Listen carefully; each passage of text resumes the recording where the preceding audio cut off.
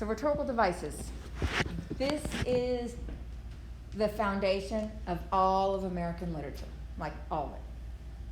You do have a lot of this with British literature, so you will see some of it again next year. But I think the reason it's so fundamental for Americans in our literature is because the way our country was founded. We love to argue, and that's what rhetoric is. It's an argument. It is.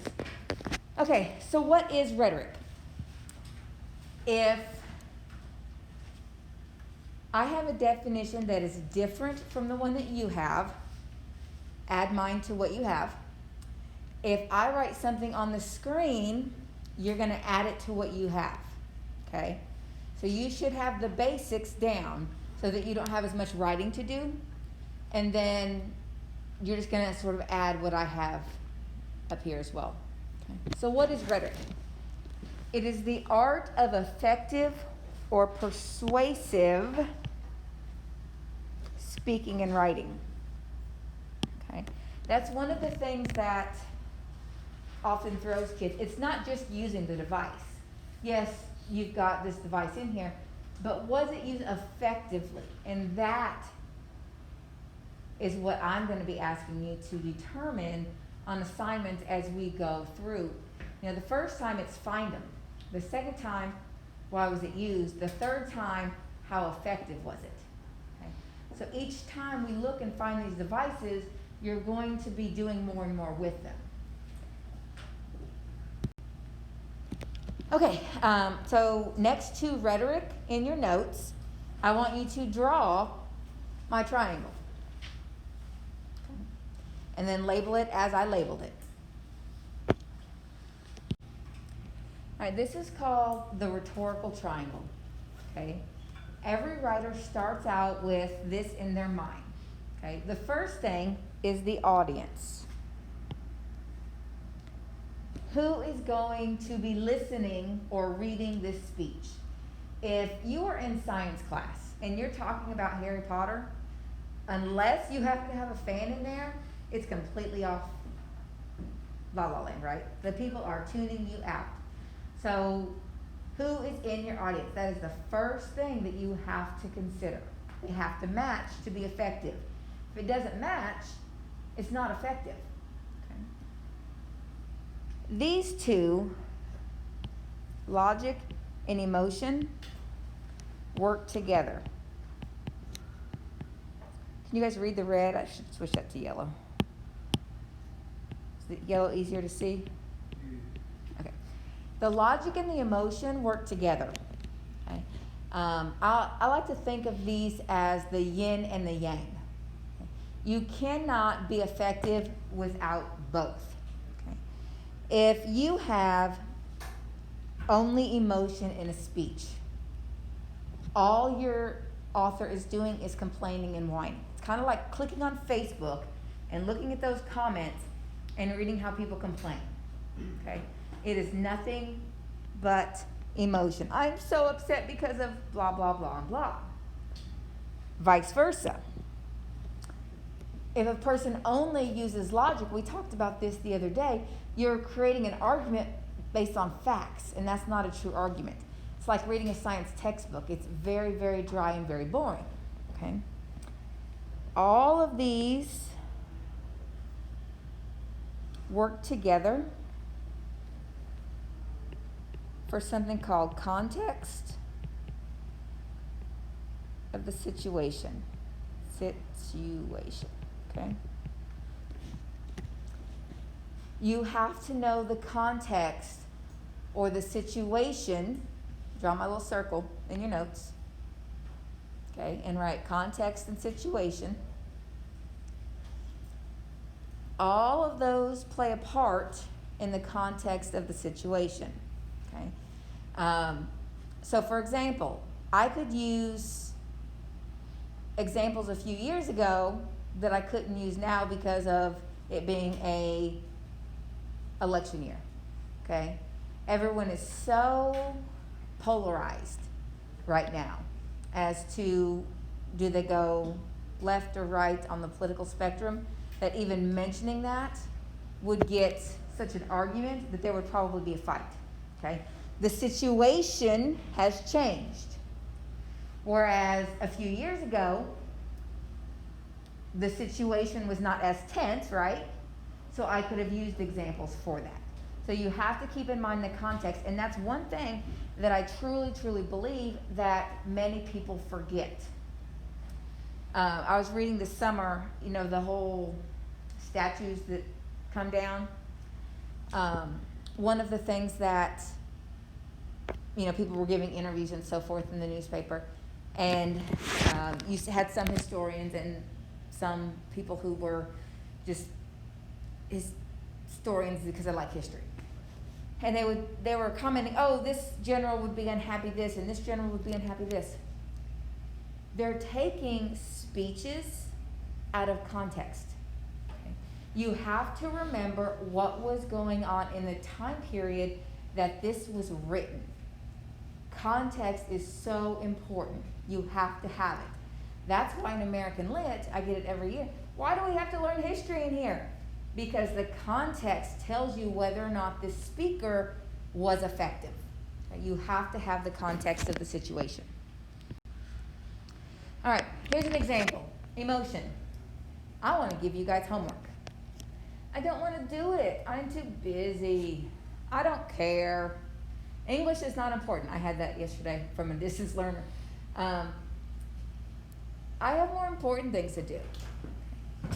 Does that convince me to change my mind in any way? No, because all you're doing is whining, right? Logic. I have a game tonight. Okay. I have to work. Okay. I have homework in all my classes.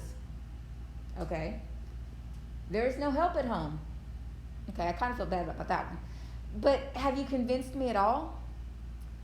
No, because it's just logic. You have a game tonight. Well, okay. When I was in high school, I worked 2 full-time jobs. I took at least 2 AP classes every year. My junior and senior year were all AP classes. And then I babysat in free time. I was the yearbook editor, the newspaper editor, RVC, color guard commander, and battalion XL. So please tell me why having one game tonight tells me you can't do your homework. Does it fit? Tonight or did it this week? Well, but you see, we're looking at, you're trying to convince me not to give you homework, and all you said was, I don't have a game tonight, or I have a game tonight. It's not effective, is it? But what if you combine them? And you go, I have a game tonight. And it is one of those games that we have been preparing for and working overtime for because it is a state championship, or it's going to lead up to the state championship. I am absolutely exhausted. If we win, the whole team is going to go out. I want to be able to bond with my team because it's one of the last games. We're not sure if with COVID we're going to be able to do this. You see how you pull me in with the emotion? You can't just say I've got a game. So you've got to bring in the emotional aspect of the reader. It's kind of like when you guys are reading things in literature, you're like, this is stupid, Miss Smith. I don't want to read this. It's because the author has not done a good job in pulling you in. That's why emotion is so important. Okay. All right, so here's the devices that you should already know from last year. Okay. I want you to, as I'm going through them, check your definition with mine. If you have the same definition, you're good. If it's off or I add to it, you need to do the same thing. So repetition. Repetition is actually an umbrella term. Okay? There are different types of repetition that we will get into. Okay? But repetition is just basically repeating a word or a phrase. But repetition is not, okay, so you'll need to write this down. Repetition is not repeating and, or, nor, but, the, okay. Those small, insignificant words like articles And fanboy conjunctions don't count as repetition. Okay. It has to be an actual important word in the text. Okay, I'm recording again. All right. Repetition does not have to be in the same sentence, only close. And that's really important for some of the speeches we're going to study, because you're going to look at it and you're going to say, but Ms. Smith, there's no repetition. It does not have to be in the same sentence, just close to it. There's not a definitive this close. I like to say within a couple lines, okay? But there is one speech where the author intentionally uses the word twice in the speech, once in the first sentence and once in the last sentence. And because of the way it's used, you would count that as repetition, okay? Personification. This one actually falls more under the term of figurative language rather than rhetorical, but it can be used to persuade, so that's why it's on here. And this is where you give something non-human, human characteristics. You have an example on your paper already, but my computer hates me. Every time it doesn't do what I want it to do, I say, my computer hates me. That is an inanimate object. It can't hate me, okay? So that's personification. Go ahead. Okay, but that was a good question. Imagery. Like literally, if you can't find any other device, find imagery, because it's in everything. Imagery is just where you read something and you have an image now in your mind of that object. So if it describes the grass and it says the green grass blowing strong in the wind, you can see that it's an image. Okay? Everything will have imagery. Illusion. Now this one bothers me for a lot of reasons, especially with the way they throw it on the ACT. It is a brief reference to a person, place, event, or passage in a work of literature or the Bible, assumed to be sufficiently well known to be recognized by the reader. Here's the problem. When we read, let's say, Edgar Allan Poe, he wrote that in the 1800s, right? So everybody who would have been familiar with what Poe was familiar with when he created those illusions is dead. And the school systems have changed what's taught, okay? Society is different in terms of religion, and that's the most common illusion out there.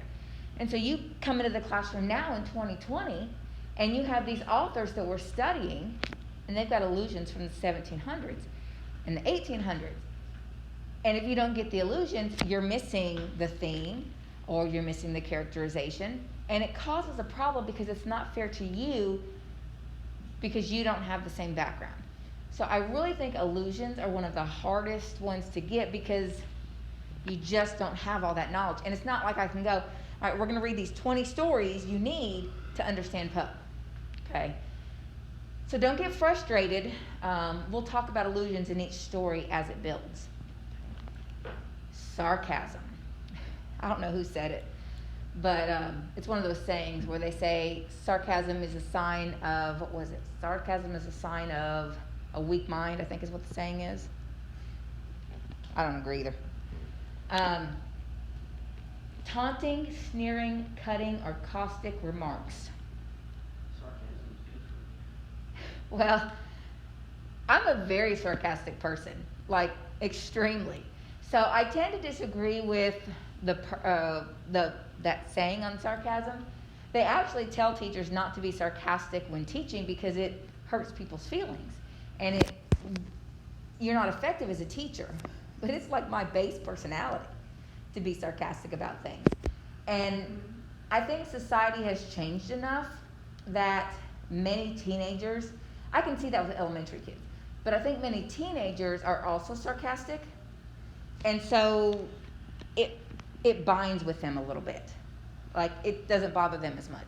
You do have to be careful because it is, by definition, a sneering, cutting remark. But over time, sarcasm has gotten to be where it's not necessarily being used to belittle. It's more of to just mock lightly sometimes. So you will see a lot of sarcasm here. All right, the ones that are highlighted are my bad. I left them off your vocabulary list. So I'll pause it and give you a chance to write them down. And then I will write examples for you at the bottom. So alliteration and assonance, the two I accidentally left off, are both types of repetition. Okay? They fall under the repetition umbrella. Okay? Alliteration, that's the repetition of the consonant sound. And this is where kids often get it wrong, especially on quizzes. It's the sound, not the letter. So when you think of sounds, kill the spider, right? Begins with a K. Cats are ugly. Okay, cats begin with a C, but it's the same sound, isn't it? So kill the cat, which don't ever do, because that's bad. I'm trying to look for sounds here. Well, but if you say kill the cat, kill and cat are, that's alliteration, because it's the sound, not the letter. Okay? And it's the sound of a consonant. Okay, let's not kill cats, okay?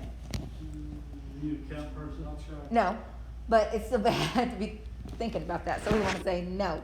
Let's not do that. All right, assonance. This is the repetition of the vowel sound. So if I tell you that Aiden is always screaming anyway, that A sound is assonance. Similes, I truly think you're going to be fine with as long as they're acting as a simile. Okay, the problem is that similes aren't always similes, which we'll learn about here in a minute. This is a comparison using like or as. Okay, I am as silly as a doorknob. Okay, that's not really a good example, but comparing using like or as. Now here's the key for metaphors. So add this to your definition if you don't have it, which I'm pretty sure you don't.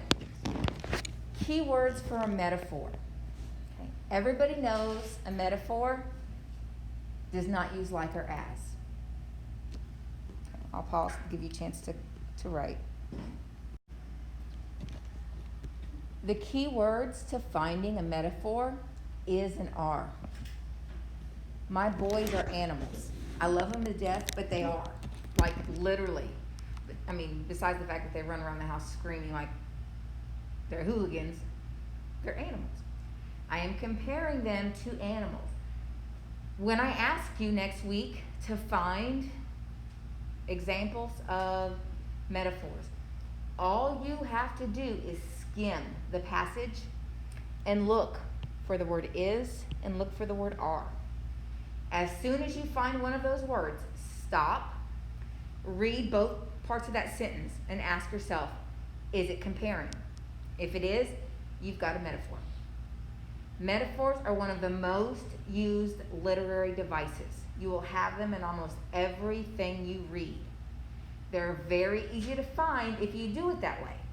Skim for is and are. Oh, there it is. Okay, reread the sentence. That's comparing. You've got a metaphor. Okay. Irony. Now, irony is an umbrella term. In junior year, I don't care about differentiating between the different types of irony. I just want you to know irony. Okay? But you did learn last year the different types of irony. As an umbrella term, that's where you said one thing but meant another, or you expected one outcome to happen but the opposite occurred. For example, I am an English teacher. I am gifted, but I cannot spell. How many times this year you're going to see me go, I don't think that's how you spell that. Okay? I literally cannot spell. And that is very ironic, right?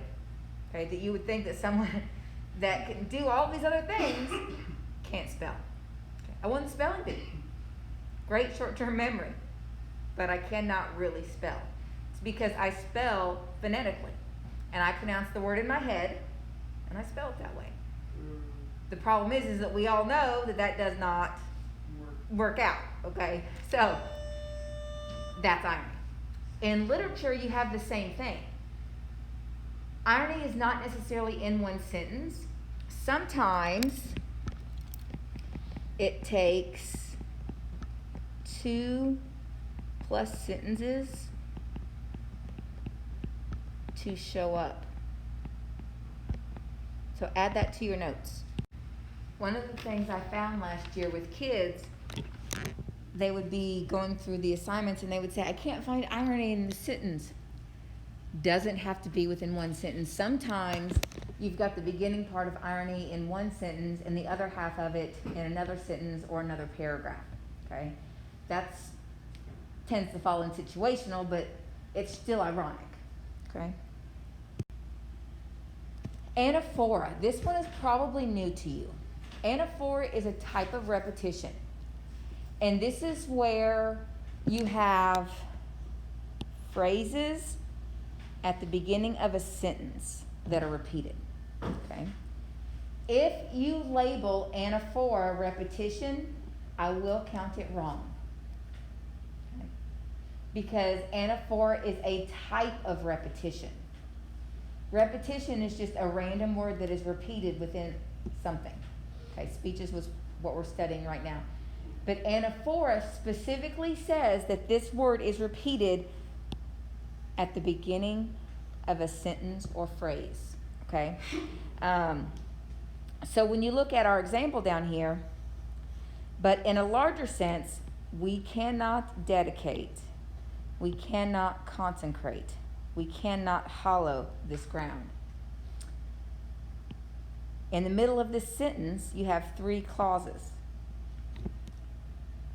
They start the same. That is anaphora. Okay? So you would not label that repetition. Okay? If you do not have an example for anaphora, write mine down. Another example is Martin Luther King's I Have a Dream, because he starts each sentence with I have a dream. Okay? So it can be just the beginning sentence as well. An analogy. An analogy makes use of something you already know to explain something that you don't know. And this is the word you want to make sure that you have in your definition. It explains. American authors love to use analogies. Okay? And they use it to explain complicated things to you in ways that you understand. Okay? They're going to clarify ideas. They're going to expand. The thing with analogies is, have you guys seen, or did you see in previous years, apple is to orange as green beans are to, and then they would give you another fill in the blank and you'd have to find the relationship between them. Those are not the analogies I'm talking about in 11th grade literature. Okay? The analogies I'm talking about are the ones where you would have an entire complex situation. It's almost like an allegory in some way, where they are presenting one story to you to explain, and that's why I told you to underline or circle that, to explain something else, okay? To explain another process. And I'll try to remember that example. Oh, here you go. You may think laws restricting your ability to download music from the internet are unfair, but you won't steal a CD from the music store, would you? That's a comparison, isn't it? It's using one idea, laws restricting your ability to download music from the internet are unfair, to explain that stealing a CD from the music store, it's not the same. It's the same thing, right? But people don't understand that. They think, oh, it's on the internet, it's free, I can download it. These same people would never think about stealing something from a store. And so they're using the two different concepts to explain to you that yes, stealing and downloading from the internet is still stealing. If you're going to eat fruits and vegetables grown with pesticides, you may as well throw yourself in front of a speeding truck. That's an analogy. They're trying to tell you that if you eat fruits and vegetables, they're teaching you, explaining to you, if you're eating fruits and vegetables with pesticides, you're killing yourself, right? Because they literally make you sick, they cause cancer, all of those things. So they use the analogy, throw yourself in front of a speeding truck, to make you see that eating vegetables with pesticides can kill you. You see how the analogy works? You understand, you get in front of a moving truck, bam, you're gone. Using that to explain fruits and vegetables in your mind is going to make that connection that says, ooh, do I really want to do that? Rhetorical question. This is probably the easiest one for kids to get. And where is mine? This is a question asked of the reader. Okay? It does not require an answer. It's what the author wants you to think about while listening to a speech, which is typically when this is used in speeches. It's used, and this is the part I want you to add to your notes. Okay. Used to emphasize crucial points. I'm going to ask you on a test why a rhetorical question is used. It makes it very easy to get a good grade if you have this already in your notes. So add it to your notes. Rhetorical questions are used to emphasize crucial points. Look at the next bullet. You only use it when you are 100% certain the audience will supply the correct answer. Think about it. Let's say that you're an attorney and you're up there, whether you're prosecution or defense, concept is the same. And you're up there and you start the jury and you go, do you really think it's a good idea to kill a man? That's a rhetorical question, right? Yes. We don't want, the answer should be, okay, no, it's not a good idea, right? But if the attorney goes up there and asks that and has not thought about, back to our rhetorical triangle again, our audience, and he or she gets the wrong answer, they've got a problem, don't they?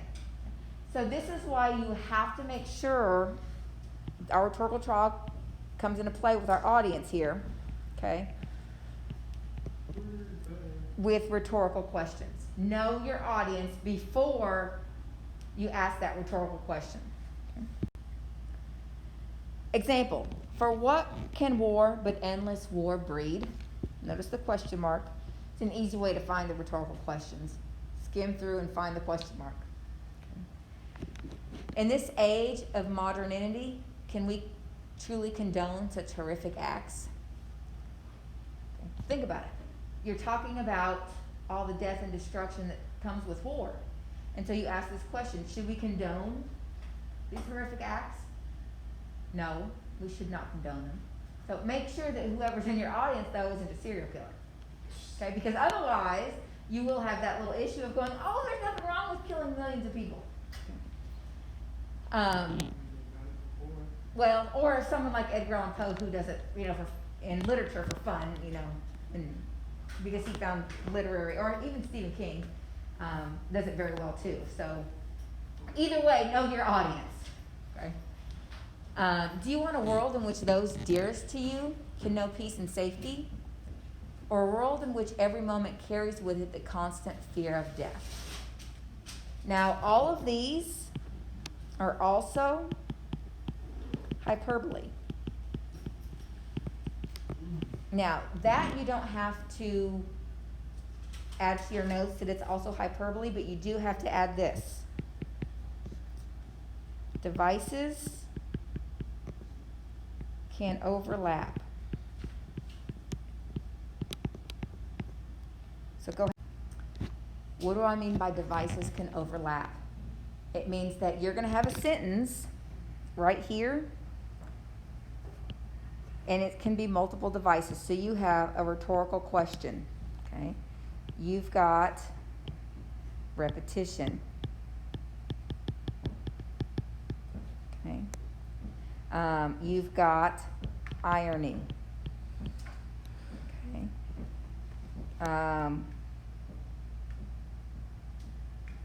And that's it for that one, okay?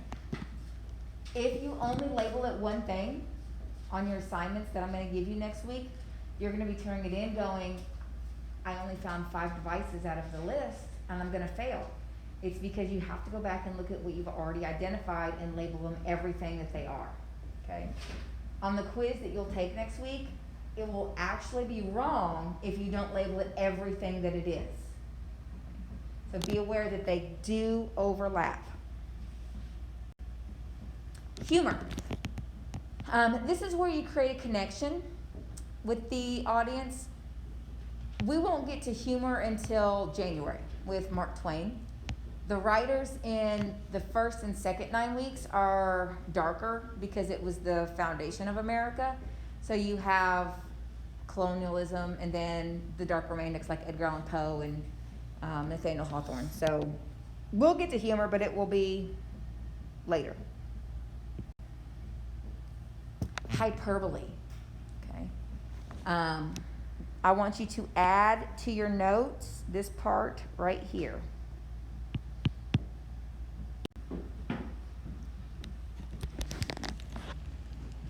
Why would an author use hyperbole?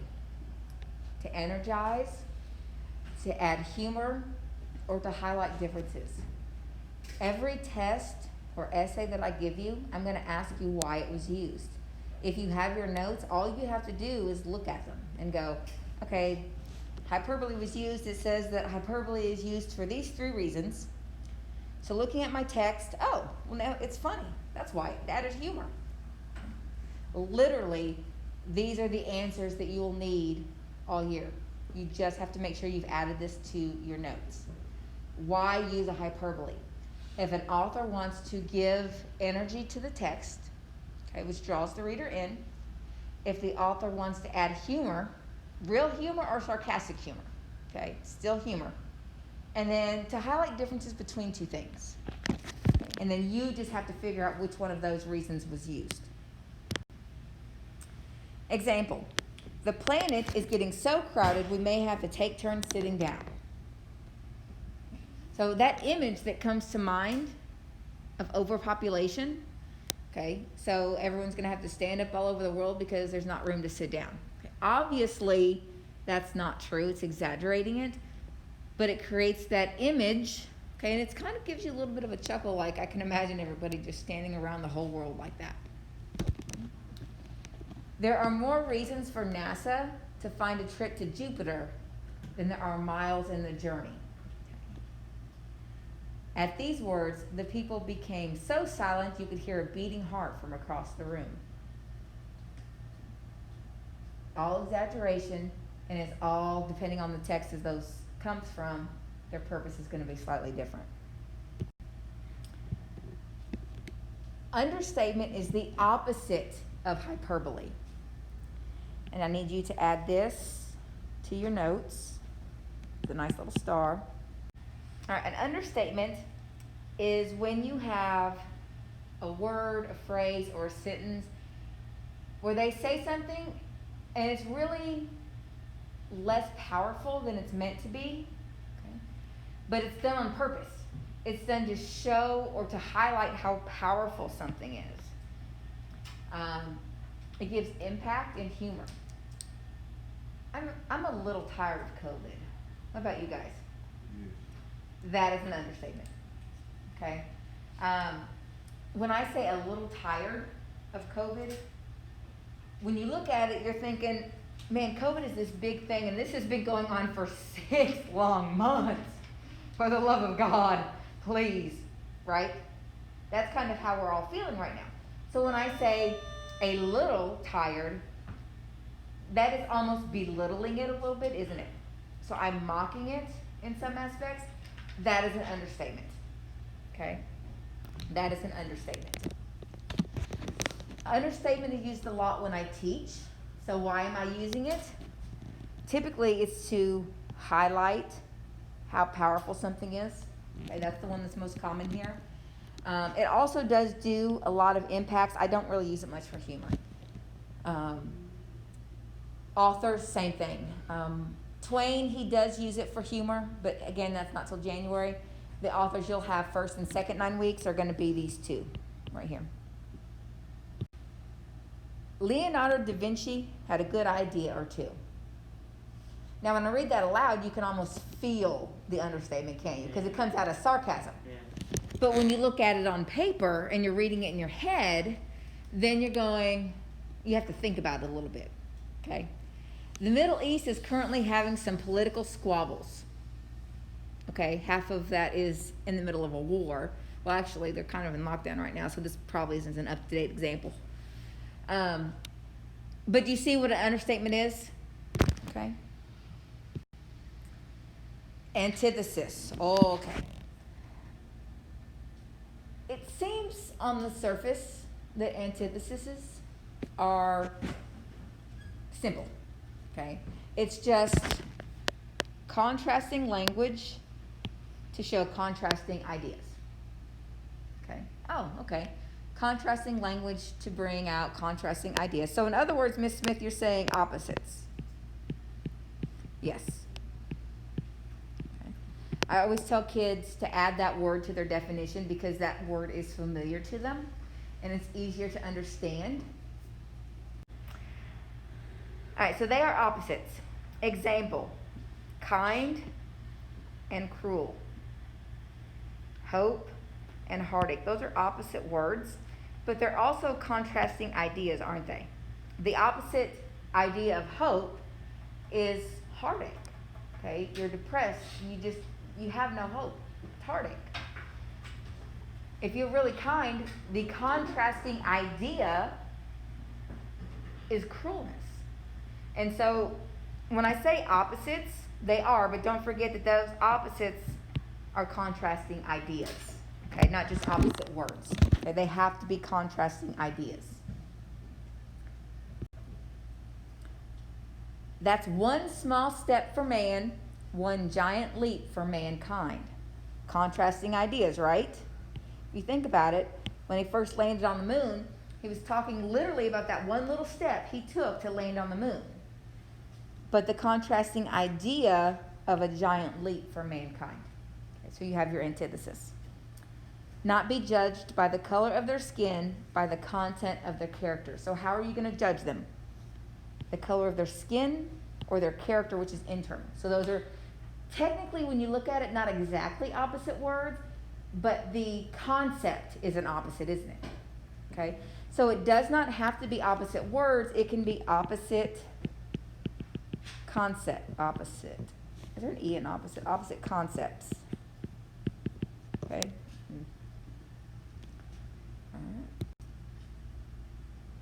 Juxtaposition, and I was playing around with my PowerPoint. So here's your definition for juxtaposition. This is an act of placing two or more things side by side to compare and contrast. So you're going to put two things next to each other to compare and contrast. I'm going to record again. You're putting those two things side by side to create a compare or contrast, okay? And that compare and contrast stands out. That's the whole point of juxtaposition, is for one of them to stand out.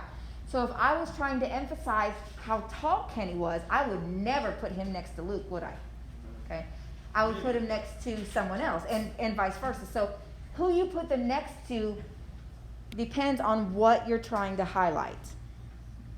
What you want to add to your paper is this part right here.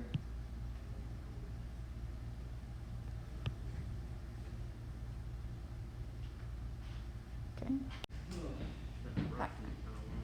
That's also an understatement. Okay, so juxtaposition. Placing two things side by side. Visually, that was easy. We saw those two or three when I added the third person standing up. In literature, it does get to be a little harder because you have to use your mental image that you have formed with what we're reading. So we'll have to practice this one. How do you know if it's antithesis or juxtaposition? Because when you look at their definitions, they're very close. Okay? And antithesis is used when the writer puts two sentences with contrasting meanings close to one another. Okay? Juxtaposition is where the author places a person, concept, rarely a place, idea, or theme parallel to another. Okay? And it's going to take practice to actually differentiate between those two. So as long as you realize they're not the same thing, then you'll get the concept once we practice. Oxymoron. This is where you have two opposite ideas to create an effect. It's a contradiction. This is the fourth term we've had this year with the definition of a contradiction. Okay, so we're going to have to practice differentiating between all the different contradictions so that you get them right. I want you to add to your note these things right here. And you can abbreviate this. For purpose, abbreviated to creates dramatic effect, encourages reader to, well, probably gonna have to write all that right there. You can cut it down a little bit. Okay, so an oxymoron is opposite. It creates dramatic effect. No example. So I'll give you an example. An example of oxymoron is jumbo shrimp. Okay, that is an opposite. Okay, and it's creating, okay, a contradiction, dramatic effect. Okay. John and Jill have a love-hate relationship. The thing with oxymorons, okay, and what we're going to study in terms of where we find them, the words are going to always be next to each other.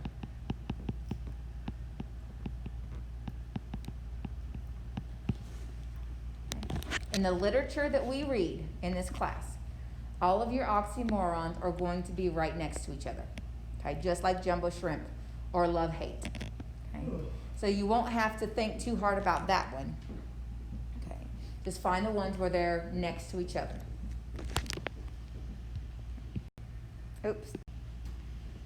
Paradox. Now, paradoxes are so hard for kids, and American authors use them all the time. So it makes it really hard because you're like, how is this a paradox? Okay. First, what is a paradox? It's a contradiction. Wow. Okay. So what is the difference? This contradiction is a statement that seems to be contradictory, but it's actually true. Okay? A statement which seems to contradict itself, but when you really think about it, you're like, well, that's actually true. And that's what makes paradoxes hard, because you have to think about it to figure out the paradox. Okay? The statement is contradicting itself. Okay? The whole purpose behind a paradox, and you're going to need to add this to your notes, is to make a reader think. That's the purpose of a paradox, is to make the reader think. Okay? Let's look at the difference. An oxymoron, 2 words, and a paradox is going to be a full sentence. So that will help you narrow it down. Okay? So is that like you gotta spend money to make money? That is a paradox, yes. Okay? War is necessary to maintain a peaceful society. Okay? When you think about it, though, I mean, really think about that sentence. On itself, it seems to contradict itself, right? Because war is nothing but fighting and blood and pain, right? And peaceful is calm and chill and happiness. But it takes, according to this author, war to maintain that. And on the surface, you're like, no. But when you really think about it, do sometimes we not have to go in and think of World War II? In order for us to have a peaceful society again, didn't the world have to come together and fight Hitler? Okay, so the paradox is true. Okay, and that's the key part, is that the statement that contradicts itself is really true, which ties back into our rhetorical triangle and that situation that I was talking about. Because you have to know the situation, World War II, which is when they're talking about here, that it turned out to be, yes, to maintain that peaceful society. Your enemy's friend is your enemy. Okay? You're contradicting yourself, but it's still true. Who can tell me this one? Because this one's hard for kids to grasp. How is I am nobody a paradox? I am a liar, the same type of paradox. Because you're claiming something that could possibly not be true. Yes. I am claiming to be a liar, but I'm telling you the truth that I'm lying, right? So my words are contradicting me. Okay. So those are paradoxes. They're full sentences. Some more examples if you need them. All right, and this one should be our last one, correct, on the list? Okay. Parallelism. This is where how you write it, this is the sentence structure. Think of sentence structure, okay? That's how it is written. They're balanced. They're written in the same way. Okay.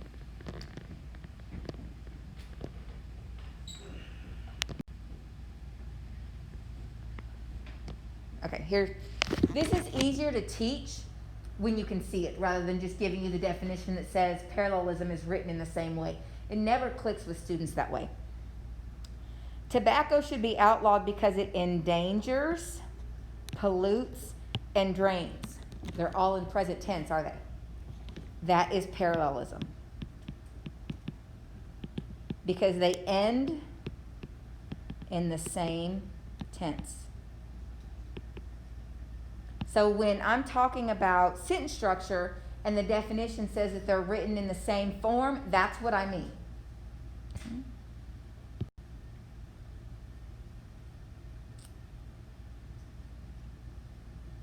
Add this to your notes for parallelism. Why do you use parallelism?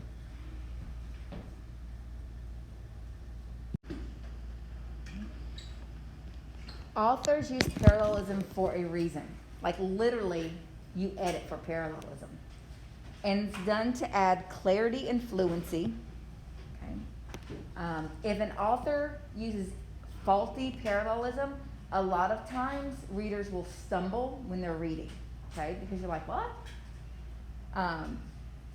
It adds emotion and emphasis on a topic. And then here's the kicker.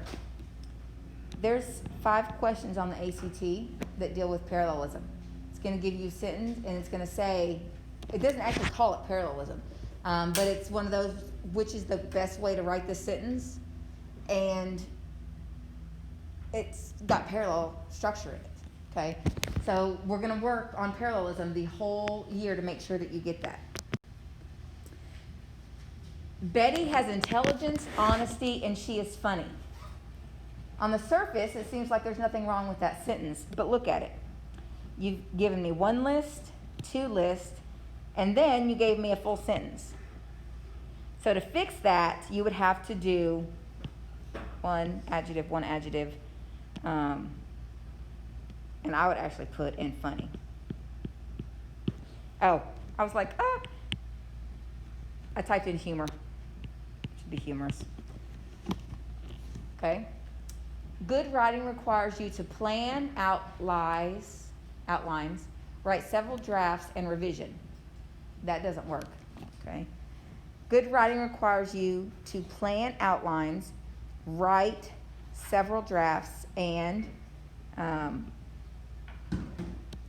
crossing out revision and put revise your work, all in the same form. Lists should always be parallel. The pay was poor. You've got article, noun, verb. You got a complete sentence. Long hours is a fragment. Complete sentence. Sort of a complete sentence. You need the right there. Okay? So that's horrible parallelism. Instead, you've got poor pay, long hours, tedious work, dangerous equipment. It creates a cadence to your writing. I have nothing to offer but bleeding, toil, tears, and sweating. He didn't say that because it's not parallel. What he said was, I have nothing to offer but blood, toil, tears, and sweat. Okay? Same form. Now, add this to your notes because it is very important. Parallel, if I can spell it. I left something out. I forgot the EL. Parallelism. Repetition.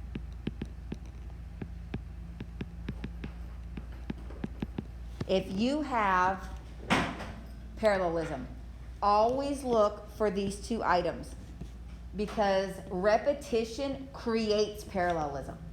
So if you have, and remember that repetition, there's also anaphora.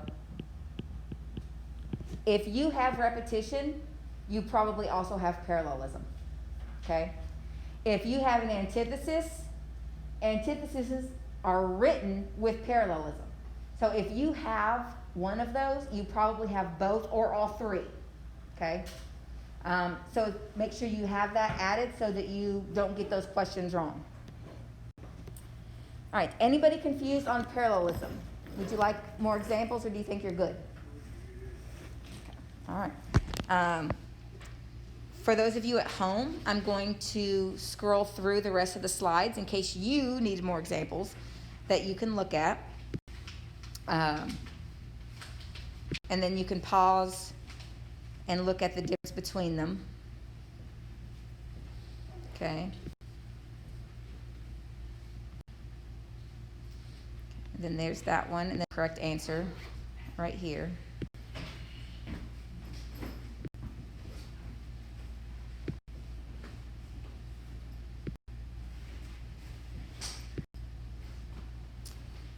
And then quiz time, which you guys will actually get next week. So making sure that you truly understand parallelism. Anyone have any questions on the lesson?